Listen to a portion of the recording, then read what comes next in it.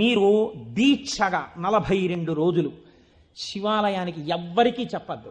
ప్రదోష వేళలో వెళ్ళి శివ ప్రదక్షిణం చేసి మీరు ఏమీ చెప్పకండి. మీరు చెప్పగలిగినంతసేపు శివాలయం అరుగు మీద కూర్చుని శివ శివ శివ శివ శివ శివ ఇదొకటే. ఒక 42 రోజులు ఈ దరిద్రాన్ని మీ కష్టాల్ని అనుభవించి చూడండి అన్నాడు. మీరు నమ్ముతారా? ఆ వ్యక్తి నా దగ్గరికి వచ్చి నా జీవితంలో ఆశించని రీతిలో నా జీవితానికి ఒక కొత్త మలుపు తిరిగిందండి, నేను వరంగల్ వెళ్ళిపోతున్నాను, నేను సెటిల్ అయిపోతున్నానని చెప్పాడు. ఆ వ్యక్తే నాకు ఈ మధ్యనే మళ్ళీ ఫోన్ చేసి, కోటేశ్వరారు ఇప్పుడు నేను ఎంత ఆనందంగా ఉన్నానోనండి, ఒక్కసారి మీరు ఏమైనా వరంగల్ వస్తారేమిటండి ఉపన్యాసాలకి, మీ దర్శనానికి వద్దాం అనుకుంటున్నాను, నేను కూడా కాకినాడ అన్నాడు. అయ్యా మీరు ఎప్పుడైనా కాకినాడ ఇప్పుడు అక్కర్లేదు, ఇప్పుడు తర్వాత వద్దురు కానీ నేను వరంగల్ ఇప్పుడు మాత్రం రావట్లేదు, నేను వరంగల్ వస్తే చెప్తాను, అప్పుడు మీరు నా దగ్గరికి వద్దురు కానీ తప్పకుండా దర్శనానికి అన్నాడు. కళ్యాణి అందులో అంటారే ఏతి జీవంతిమానందో నరం వర్ష శతాదపి అంటుంది సుందరకాండ.